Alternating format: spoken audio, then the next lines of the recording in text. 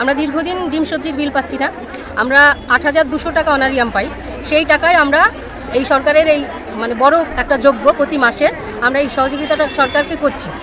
এটা আমরা বারবার আমাদের সিডিপিও সাহেবকে আমরা বলি, না বললে আর আমরা টাকাটা পাই না, কখনো দেয় কখনো দেয় না, এরকম একটা ব্যাপার চলছে।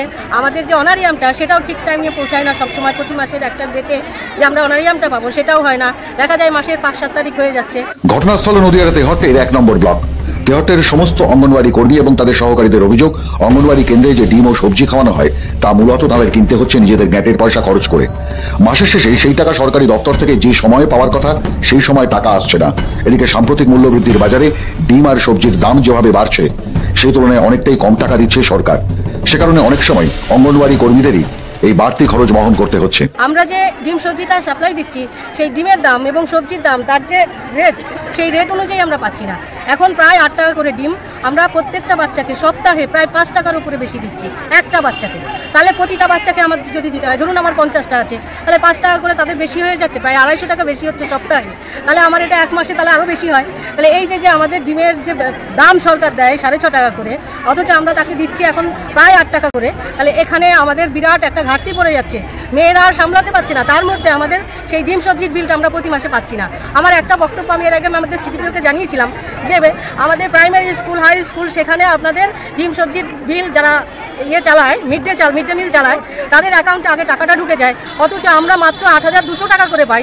আমাদের অ্যাকাউন্টে টাকা তো ঢোকেই না। আমরা ৩-৪ মাস পরে গিয়ে ১ মাসের পেলাম, কখনো ২ মাসের পেলাম, একসঙ্গে পুরো টাকাটা আমরা ফেরত পাই না। আমি একদিন এই প্রশ্নটা আমাদের সিডিপিও সাহেবকে করেছিলাম যে স্যার, যে অন্যান্য ডিপার্টমেন্টে তাদের টাকা আগেই ঢুকে যাচ্ছে, অথচ আমাদের কেন ঢুকছে না? স্যার আমাকে বলেছিল আপনি তো তাহলে সেখানে চাকরি করা উচিত, কেন আইসিডিএস করছেন? তাহলে আইসিডিএস কি বঞ্চিত একটা জায়গা যেখানে নাকি মেয়েরা তাদের নিজের পয়সা দিচ্ছে এবং তার সঠিক উত্তরও পাচ্ছে না? ফলে মাসের শেষে টানাটানি পড়ে নিজেদের সংসারে, বাজারে বাড়ছে ধার। নিয়ম মাফিক সোম, বুধ, শুক্র শিশুদের জন্য ভাত, গোটা ডিম বরাদ্দ ৬ টাকা ৫০ পয়সা।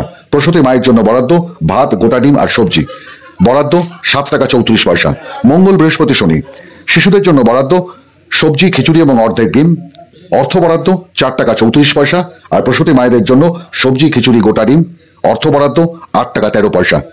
অঙ্গনওয়াড়ি কর্মীদের অভিযোগ, প্রতিদিন ডিম, সবজি, সয়াবিনের দাম বাড়ছে, তার সঙ্গে পাল্লা দিয়ে বাড়ছে না সরকারি বরাদ্দ।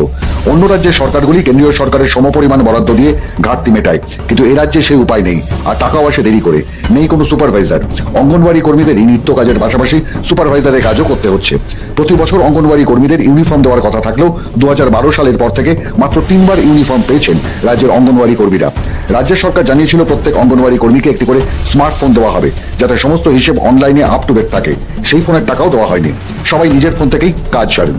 এই বিষয়গুলো নিয়ে শিশু বিকাশ প্রকল্পের আধিকারিকদের কাছে কথা বলতে গেলে তাদেরকে হেনস্থা করা হয়। সরকার আমাদেরকে কাজ করিয়ে নিচ্ছে, অর্থাৎ দেখা যাচ্ছে আমরা প্রত্যেকটা মেয়েই মোবাইলে কাজ করছি এবং কাজ করে সরকারকে তার রেজাল্ট দিচ্ছি।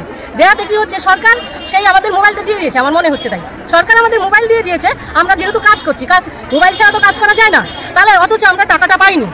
এই টাকাটা যেহেতু পাইনি, তাহলে আমাদের টাকাটা হারিয়ে গেছে, আর এই টাকাটা দেওয়া নিয়ে আর কোনো কথাই হচ্ছে না।